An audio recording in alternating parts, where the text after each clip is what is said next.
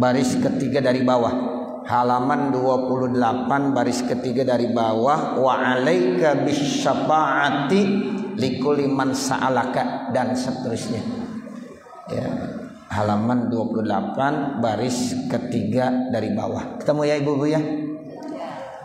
Saya ingatkan kepada ibu hadirat jamaah sekalian yang belum niat iktikaf, karena kita berada di masjid, ayo sama-sama kita niat iktikaf.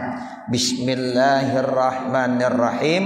Nawaitu an a'takifa fi hazal masjidi madumtu fihi. Artinya saya niat ya iktikaf di masjid ini selama saya berada di dalamnya. Ya, jadi mudah-mudahan nanti kita dapat pahalanya double. Ya, pahala iktikaf dan pahala ngaji. Ya, jadi beda. Insya Allah banyak yang kita dapatkan. Bismillahirrahmanirrahim. Alhamdulillahirabbil alamin. Wassalatu wassalamu ala sayyidina Muhammadin wa ala alihi wa sahbihi ajma'in. Amma ba'du. Fa inna asdaqal hadithi kitabullahi ta'ala wa khairal hadi hadiyu sayyidina Muhammadin sallallahu alaihi wasallam wa syarral umuri muhdatsatuha wa kullu muhdatsatin bid'ah wa kullu bid'atin dalalah wa kullu dalalatin finnar. Wa bisanadil muttasili ila al-imamil muallif rahimahullahu ta'ala wa nafa'ana bihi wa bi'ulumihi fid dharaini amin. Wa alaika bisyafa'ati likulli man sa'alaka an tashfa'alahu fi hajatin ila man laka indahu jahun.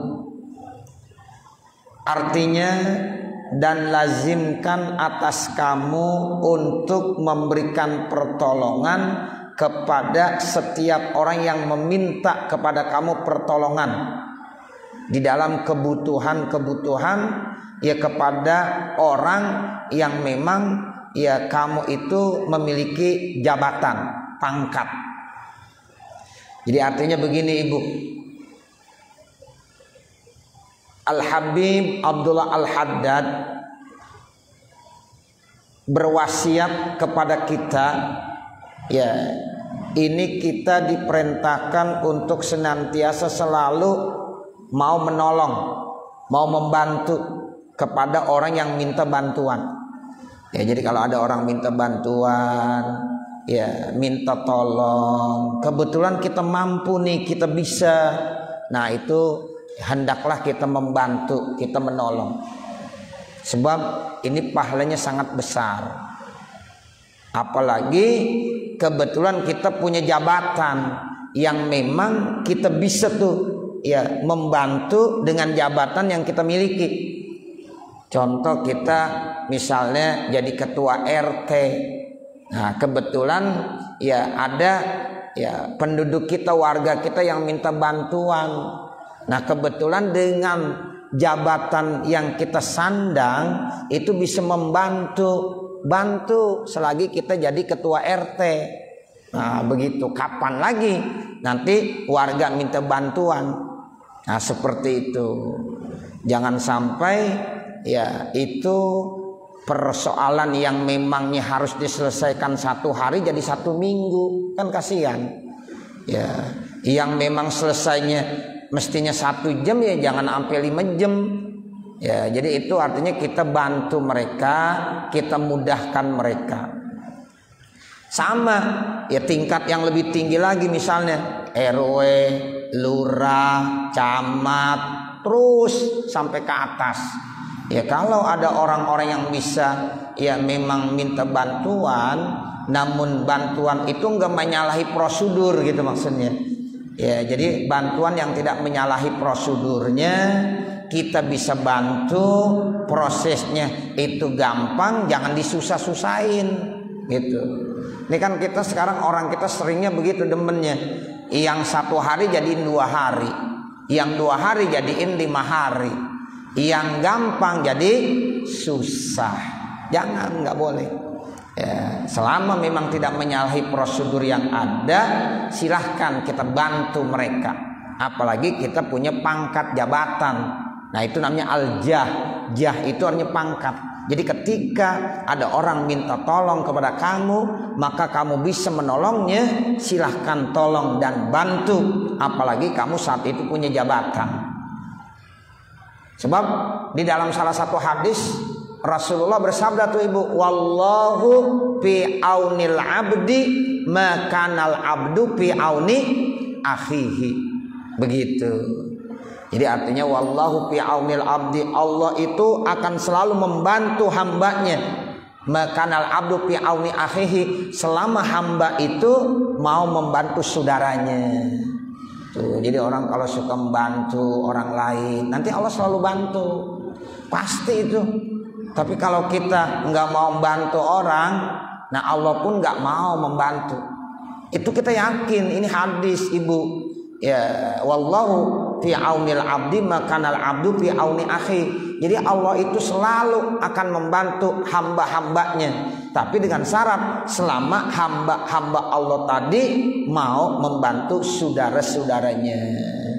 Apalagi orang udah pakai minta. Kalau orang udah minta bantuan, kita memang bisa membantu, kita nggak membantu, itu dosa, nggak boleh.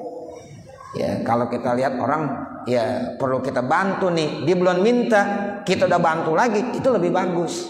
Nah sekarang dia udah minta, ada orang minta bantuan, syafa'ah namanya. Jadi syafa'ah itu artinya bantuan. Ya, nanti ada bantuan yang terbesar di hari kiamat, itu yang disebut dengan asy-syafa'atul uzma. Bantuan yang terbesar itu hanya Allah kasih untuk Nabi Muhammad. Tapi kalau di dunia itu bantuan kita, syafaat namanya. Ya, jadi ada orang minta tolong sama kita.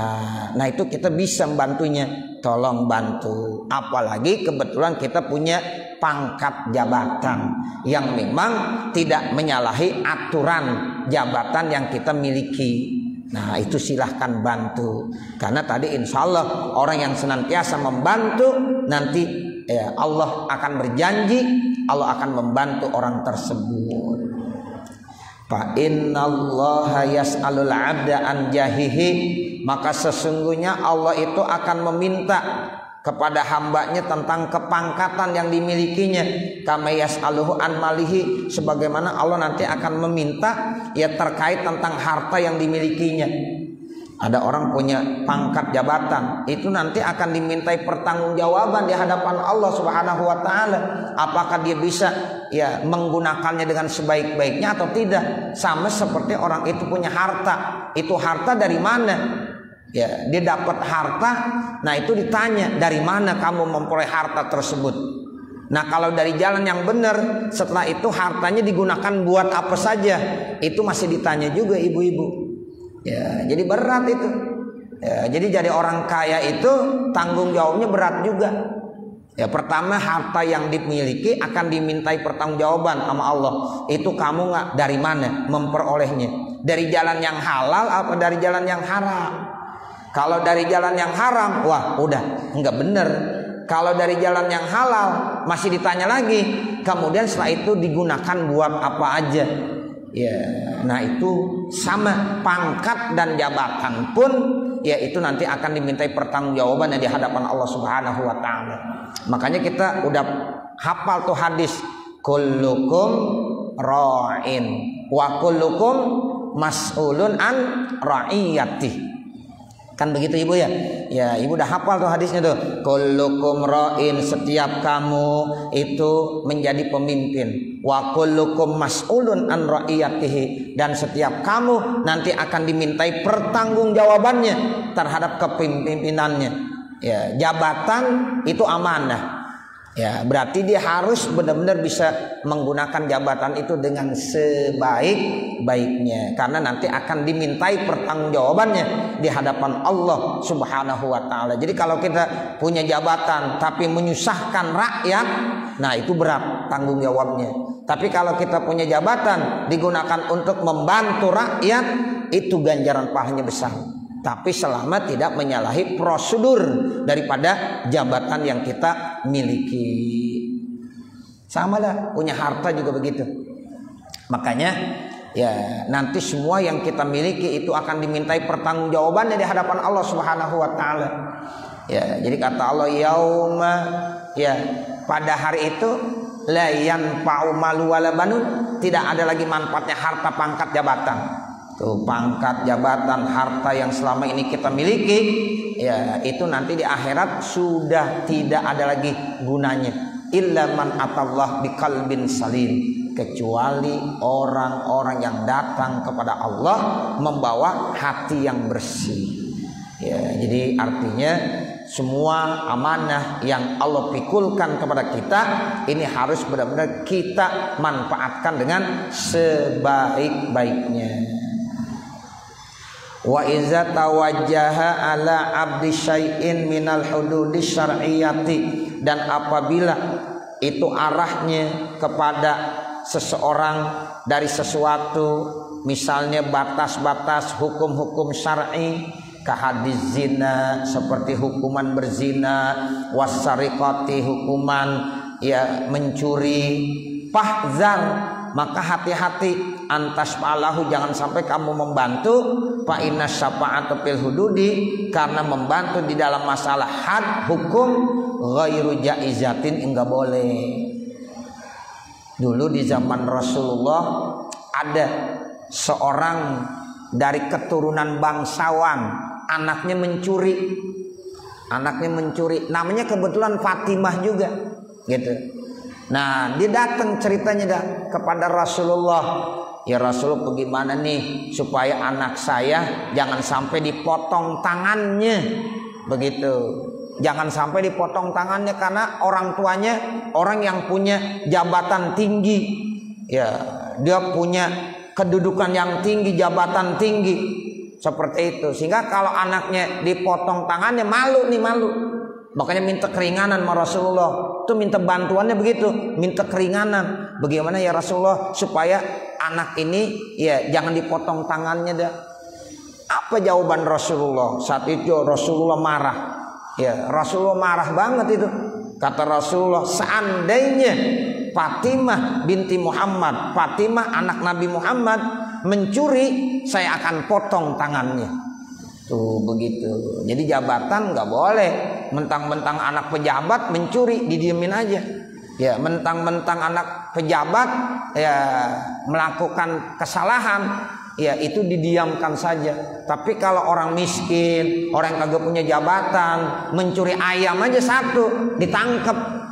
Ya, sementara dia mencuri, ya bukan lagi ya jutaan, miliaran, aman. Kenapa? Orang tuanya punya jabatan tinggi. Nah, ini nanti akan dimintai pertanggungjawabannya di hadapan Allah Subhanahu wa taala. Jadi nggak boleh itu, Ibu. Jadi jangan sampai jabatan dijadikan seperti itu. Jadi kata Nabi, seandainya Siti Fatimah itu mencuri, ya saya akan potong tangannya. Itu begitu adilnya Rasulullah sallallahu alaihi wasallam. Jadi kalau ada orang ya menyalahgunakan jabatannya dalam hal-hal yang seperti itu, maka tidak dibolehkan. Itu namanya ghairu jaizatin, artinya tidak boleh. Wa idza syafa'ta syafa'atan, apabila engkau membantu satu bantuan, fa'uh diat laka bisababiha hadiah, lalu kamu dikasih hadiah, fala takbalha, maka jangan kamu terima, fa innaha rasan, karena hadiah itu sama aja seperti apa? Ya, seperti ya menyogok. Ya, riswah itu artinya menyogok. Jadi kalau ada orang punya jabatan, kemudian dibawain sesuatu, biar harapannya supaya nanti orang tersebut bisa membantu yang tadinya mestinya dia enggak masuk kerja jadi masuk kerja. Kalau yang tadinya dia salah jadi enggak salah. Nah, itu gara-gara dikasih hadiah. Nih saya kasih hadiah. Ya, kasih hadiah mobil lah, atau bentuknya duit kah, atau bentuk apa saja, diterima. Tujuannya dengan diberikan hadiah nanti dia bisa memberikan keputusan yang berbeda. Ya, misalnya bilang kagak enak nih. Ya, karena dia udah ngasih hadiah kepada saya banyak banget lagi. Kalau saya kagak berikan ya keputusan yang baik buat dia, ya nanti saya merasa nggak enak. Maka hadiah itu haram untuk diterima. Karena itu otomatis jadi riswah. Riswah itu artinya apa? Uang sogokan, nggak boleh. Ya, jadi kalau misalnya tuh Bu, ada pejabat ya kemudian gara-gara dikasih hadiah nanti dia memberikan keputusan berbeda, ya merasa nggak enak karena udah nerima hadiah. Nah itu ya hadiah itu namanya riswah karena ada apa? Ada ya pengaruhnya. Nah itu hukumnya haram untuk diterima. Tuh kan di kita sekarang banyak ya kalau dikasih uang duluan urusan jadi gampang. Kalau nggak dikasih uang seminggu kagak rapi-rapi. Ya, pas makan dikasih duit langsung rapi. Ya, nah itu uang itu tuh haram tuh. Ya, uang itu haram. Itu namanya riswah. Namanya uang penyogok. Ya, namanya pelicin. Ya, uang rokoknya mana? Kan kebiasaannya begitu. Ya, apalagi pakai minta. Ya, ini uang rokoknya mana? Uang rokok. Padahal itu udah kerjaannya, emang udah tugasnya. Ya, emang udah kerjaan, udah punya gaji, tiap bulan ada gajinya. Ya, ada gajinya seperti itu. Sehingga kalau dia nerima, nah itu dengan maksud nanti dia bisa memberikan harapan-harapan yang lebih, nah itu nggak boleh. Sama guru dikasih hadiah, gara-gara dikasih hadiah nilainya yang tadinya 7 jadi 8. Nah, ini nggak boleh juga. Ya, ini gara-gara ini anak ngasih amplop gede juga ini. Ya orang tuanya, ini nilainya mestinya 7, udah 9 aja dah 9. Nah, itu haram. Ya, haram. Tapi kalau hadiah yang kagak ada pengaruh sama sekali, kita nulis udah lapor udah ditulis, udah nggak ada pengaruhnya, tiba-tiba orang tuanya datang ngasih hadiah sebagai bentuk rasa syukur, boleh nggak diterima? Boleh. Udah nggak ada pengaruhnya. Tapi kalau datangnya sebelum nerima lapor, ya belum nulis lapor, ngasih gedean dikit, biasanya nggak pernah ngasih, terus ngomongnya begini, Bu Guru, mohon maaf, anak saya nilai jelek banget, mudah-mudahan ya nanti nilainya jangan jelek-jelek terus ya Bu Guru, ya ini ada sesuatu buat Bu Guru. Nah itu kagak boleh diterima, ya itu istilahnya sogokan, ya nggak boleh. Nanti ibu gurunya berpengaruh. Ya saya kagak enak nih, udah dikasih duit amplopnya gede juga lagi nih. Nah begitu. Nah itu haram, riswah. Tapi kalau seandainya ada hadiah yang memang tidak berpengaruh, itu sekedar hadiah saja, kagak naik juga walaupun dari kasih amplop, ya itu namanya nggak ada pengaruh. Nah seperti itu. Jadi artinya orang tua hanya ingin bersyukur, tanda terima kasih nih Bu Guru, ya Ibu Guru selama ini sudah membimbing anak-anak saya. Ya kata Bu Gurunya itu memang udah kewajiban saya. Ibu Gurunya nggak mau dikasih juga, ya nggak apa-apa, terima, boleh. Dan ini nggak ada apa-apanya, ya nggak ada apa-apanya, ini hanya sekedar hadiah mutlakoh. Tuh kalau hadiah mutlakoh artinya apa? Nggak ada pengaruh apa-apa. Kata Nabi, tahabu, saling berhadiahlah kalian, maka nanti kalian tambah cinta, tambah sayang. Nah begitu. Tujuannya cuma sekedar ya untuk mempererat silaturahim. Nggak ada kaitannya nilai harus dirubah. Enggak begitu. Ya, jadi nggak ada pengaruhnya mau ngasih sama kagak ngasih sama aja. Cuma orang tuanya tanda terima kasih. Itu nggak apa-apa, boleh aja. Ya, tapi kalau yang ada pengaruh, nah ini yang kagak boleh.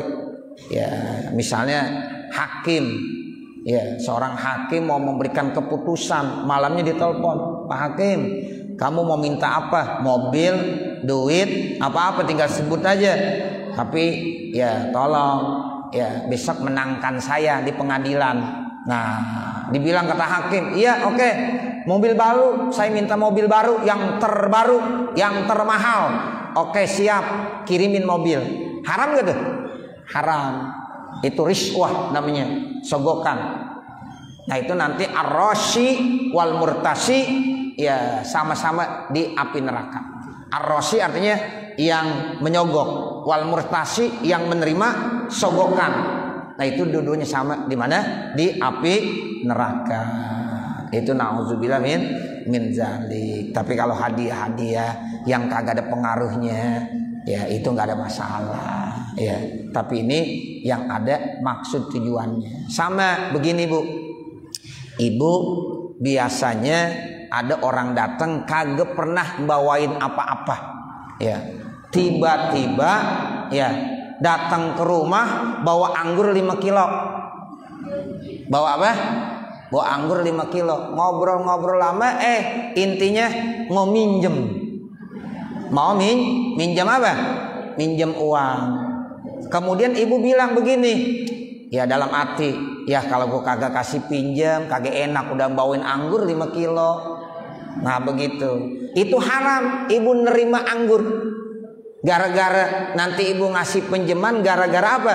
Gara-gara nggak enak karena udah dibawain anggur 5 kilo. Nah itu nanti anggur 5 kilo itu hukumnya jadi riba. Jadi riba. Ya karena minjemin, ya karena ada manfaatnya tuh. Dapat anggur berapa kilo? 5 kilo. Kecuali kalau orang ini biasa datang, ya dia biasa datang bawa makanan. Satu saat dia mau minjem, nah itu nggak ada sangkut pautnya.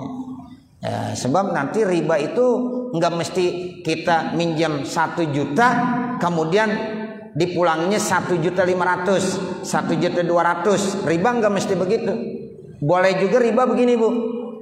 Ya ada orang mau minjam sama kita bilang begini, iya saya kasih, tapi syaratnya tuh ya ke dapur dulu, piring gue banyak yang banget kotor, cuciin piring gue dulu, entar baru gue kasih pinjaman. Nggak boleh, haram. Tuh begitu. Ya gue kasih pinjam, tapi syaratnya tolong ngepel rumah gue dulu ya. Tuh ngepel dia dah, habis ngepel baru kasih pinjaman. Itu nggak boleh, haram. Ya, jadi kita kalau mau ngasih pinjaman kagak perlu ada persyaratan. Mau kasih, mau enggak. Ya, jangan begitu kita. Seandainya kita bilang, saya mau memberikan pinjaman kepada kamu, tapi tolong tuh motor saya kotor banget, cuciin dulu motor saya. Kagak boleh juga. Ya, itu termasuk riba manfaat. Ya, jangankan begitu, pintu tuh ya dibilang begini, gue kasih pinjam ya, tapi tolong tutup pintu, kagak boleh juga. Ya, begitu. Ya, nutup pintunya, ya itu tidak dibolehkan. Jadi pokoknya orang kalau mau minjam nggak ada persyaratan apa-apa. Ya, boleh kamu minjam duit saya, tapi kerokin saya dulu, kagak boleh juga. Ya, nggak boleh. Ya, kalau kagak lu kerokin, gua kagak kasih pinjam, nah kagak boleh juga. Ya, sampai seperti itu, ibu-ibu. Ya, itu yang namanya kita memberikan bantuan. Jadi kalau memberikan bantuan, jangan ada hal-hal yang lain. Ya, jadi benar-benar kita ikhlas. Ya, nggak boleh ngambil kemanfaatan dari pinjaman tersebut. Nah ini yang dikatakan, apabila ada orang ngasih hadiah kepada kamu, tapi hadiah itu bisa berpengaruh dalam keputusan kita gara-gara dengan hadiah, maka hadiah itu jangan kamu terima. Kenapa? Karena itu masuk dalam kategori riswah. Artinya itu termasuk ya menyogok. Jadi hukumnya haram. Wa 'alaika bitabassumi fi wujuhil mu'minina wa talaqatil wajhi wa izharil basyari lahum. Dan lazimkan kepada kamu untuk senyum di hadapan orang-orang yang beriman dan manis mukanya dan menampakkan rasa gembira kepada mereka. Tuh kita juga diajarkan nih. Ya, pertama suruh senyum. Kalau kita ketemu sama orang-orang yang beriman, sama saudara-saudara kita, tuh senyum. At-tabassum sodakoh. Jadi kata Rasul begitu ibu. At-tabassum sodakoh. Senyum itu adalah sodakoh. Tuh ibu ketemu, kemudian senyum aja. Ibu baru senyum aja udah sodakoh, udah dapat pahala. Jangan cemberut aja, jangan. Ya, senyum, disuruh senyum. Ya, jadi jangan cemberut, nggak boleh. Nah, jadi kita suruh senyum. Tapi kalau sendirian jangan. Ya, di kamar sendirian senyum aja, jangan. Ya, ntar orang bingung. Lah ibu kok senyum sendirian aja. Nah begitu. Jadi ketika ada orang lain, teman kita, sahabat kita. Nah disitulah kita diperintahkan alaika bit tabassum. Jadi atas kamu lazimkan dengan senyum. Itu namanya at-tabassum, sodakoh. Nah seperti itu. Muka manis, ya. Kemudian tampakkan rasa kegembiraan kepada mereka. Walaupun kita di rumah banyak masalah, tapi ketika datang ke sekolah jangan marah-marah sama anak-anak. Gitu. Lah ibu guru ngapa tuh marah-marah aja? Tuh, padahal masalahnya dari rumah. Nah itu nggak boleh. Jadi tampakkan rasa kegembiraan di depan anak-anak. Nah begitu. Jadi ya persoalan di rumah nggak boleh dibawa-bawa kepada yang lain. Nah ini yang dikatakan tampakkan rasa kegembiraan kepada mereka. Wa thayyibil kalam, kemudian omongan yang baik, yang mau bersama-sama dengan mereka, ngomongnya yang baik, yang santun. Makanya kata Rasulullah dalam hadisnya tuh, man kana yu'minu billahi wal yaumil akhir fal yakul khairan au liyasmut. Kan begitu Ibu ya hadisnya, riwayat Imam Bukhari dan Imam Muslim sahih. Ya kata Nabi, siapa-siapa yang percaya kepada Allah, percaya kepada hari akhir, fal yakul khairan, maka ucapkanlah kata-kata yang baik. Kalau enggak bisa mengucapkan kata-kata yang baik, ya auliyasmut kata Nabi, atau lebih bagus dia diam saja. Itu begitu. Makanya Imam Al-Ghazali pernah ditanya, kira-kira yang paling tajam di dunia ini apa? Murid-muridnya banyak yang jawab tuh ibu-ibu. Ada yang bilang begini, yang paling tajam itu pedang. Nah begitu. Sebenarnya jawabannya salah apa benar tuh? Benar, pedang tajam. Ada lagi jawab yang paling tajam adalah pisau, yang paling tajam adalah golok. Ya benar tuh murid-murid Imam ya Al-Ghazali menjawab seperti itu. Tapi Imam Al-Ghazali senyum. Kata Imam Al-Ghazali, bukan itu yang saya maksud. Ya, tapi yang saya maksud yang paling tajam di dunia ini adalah al-lisan. Apa al-lisan? Lidah. Itu yang paling tajam adalah lidah. Kenapa? Karena gara-gara lidah orang bisa luka. Ya, bisa terluka. Tuh, sehingga kata ibu-ibu sakitnya di sini nih. Ya, di mana Bu sakitnya? Nih di sini sakit. Oh, begitu. Jadi enggak terlupakan. Nah, itu makanya kita disuruh selalu berkata-kata yang santun, yang baik. Thayyibil kalam namanya, ma'ahum. Kemudian walayinil janib, kemudian di sisinya dengan ya kelembutan. Wahabdil janahi, merendahkan sayapnya. Ini merendahkan sayap artinya kita merendah, jangan sombong. Ya, jadi kalau bisa tawadu. Ya kata Nabi, man tawado'ah ya rofa'ah. Siapa-siapa yang sikapnya tawadu, nanti Allah akan angkat. Ya, itu begitu. Ya, makanya kita ya, orang tuh harus tawadu. Ya, layyinil janib wa khabdil janah. Nah, seperti itu. Sebagaimana firman Allah nih, qala Allahu ta'ala, Allah Subhanahu wa ta'ala berfirman li nabiyhi, kepada nabinya, wahfid janahaka lil mu'minin. Ini Allah berfirman ya mukhatabnya kepada Nabi Muhammad. Wahfid, dan rendahkanlah janahaka, sayap kamu, ya artinya diri kamu, lil mu'minin, kepada orang-orang yang beriman. Tuh, makanya dulu orang-orang tua kita ngajarin sama anak-anaknya, kalau ya kita nih di hadapan orang yang lebih tua nunduk-nunduk. Tuh. Begitu tuh, wahfid janahaka. Ya, sampai seperti itu orang tua kita ngajarkan etika adab sama orang tua. Nih musopahannya, salamannya juga benar. Ya, dicium tuh tangan orang tuanya. Enggak seperti anak sekarang. Anak sekarang ya musopahah salim ditaruh di jidatnya. Banyak nggak Bu yang begini Bu? Banyak. Ditaruh di pipinya, pipi kanan, pipi kiri. Ibu yang punya cucu ajarin jangan begitu. Kalau anak kan udah pada gede, ya seandainya ibu udah punya cucu, nanti cucunya salamannya begini, jangan, nggak boleh. Ya, itu ngelihat di sinetron, gara-gara sering nonton sinetron jadi begitu. Ya, kadang-kadang di pipi, kadang-kadang di jidat, salah, ini nggak bener. Yang bener, ya cium tangan orang tua kita. Kalau sama bu gurunya salim, nah itu bu gurunya juga biasain. Jangan bu gurunya malah diemin juga, ke jidatnya juga. Sama bu gurunya begitu juga, nonton sinetron mulu. Ya, tapi kalau di ngaji dibaca kitab, nah dipaham.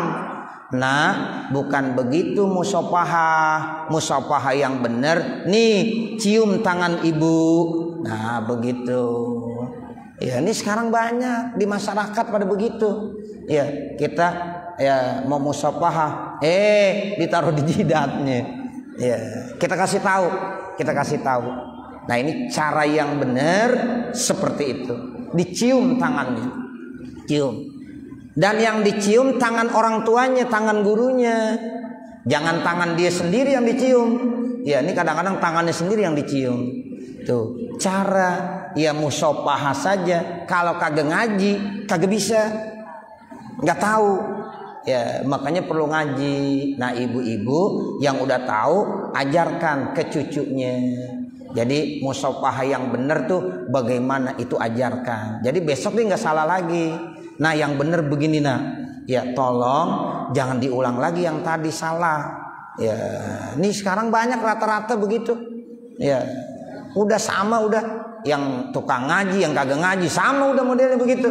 Ya, nah ini tolong diperbaiki cara musafahah yang benar. Cium tangan orang tuanya, cium tangan gurunya. Nah, seperti itu. Jadi bukan ditaruh di jidat atau di pipi atau dicium tangannya sendiri. Nah, ini termasuk bagaimana cara yang benar seperti itu. Jadi makanya orang-orang tua kita dulu ngajarinya begitu. Ya, Masya Allah, didikan orang tua kita dulu begitu. Ibu-ibu, makanya orang tua kita ketika mendidik masalah agama agak streng, agak keras, nggak apa-apa, bagus.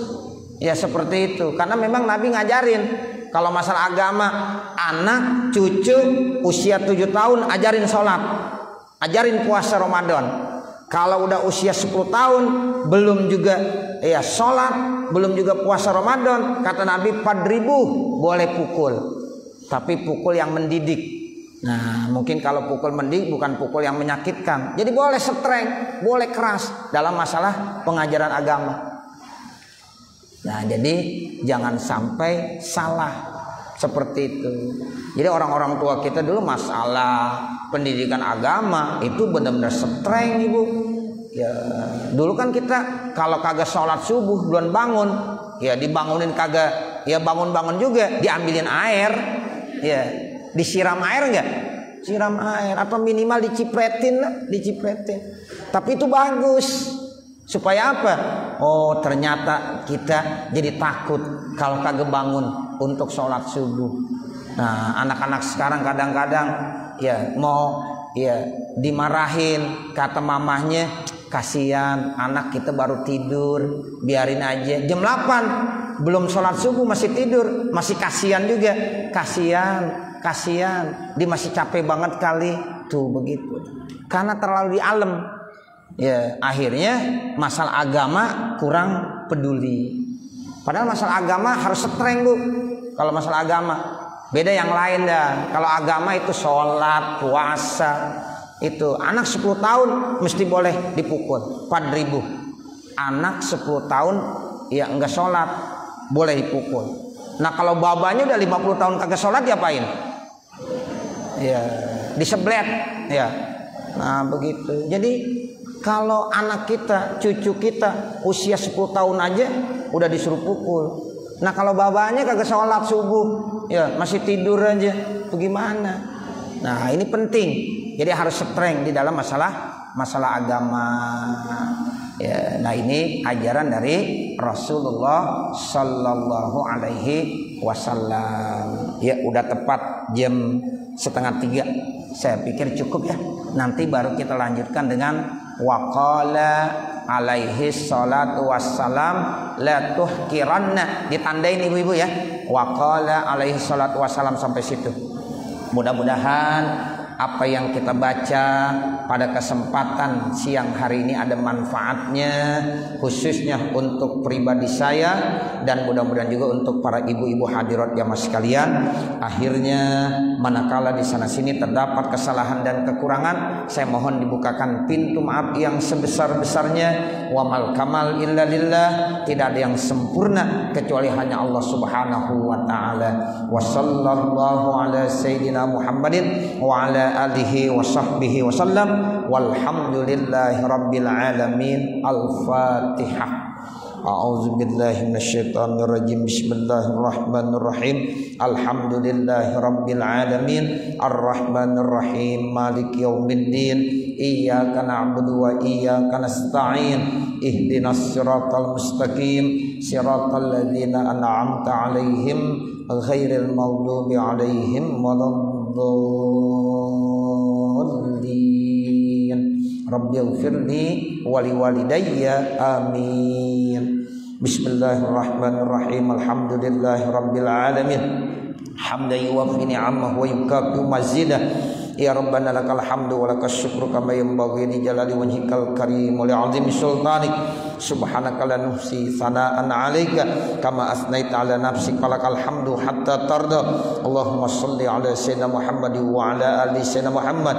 Allahumma ighfir lana dzunubana wa liwalidina wa limasyayikhina wa limuallimina wa liman lahu haqqun 'alaina wa liman ahabba wa ahsana ilaina wa lil hadirina wa likaffatil muslimin ajma'in. Allahumma shrah lana sudurana wa yassir lana umurana warham amwatana washfi mardana waqdi hawaijana wahtim bisolihati a'malana birahmatika ya arhamar rahimin. Rabbana atina fid dunya hasanah wa fil akhirati hasanah wa qina adzabannar. Wa sallallahu ala sayyidina Muhammadin wa ala alihi wa sahbihi wa sallam, walhamdulillahi rabbil alamin. Wassalamualaikum warahmatullahi wabarakatuh.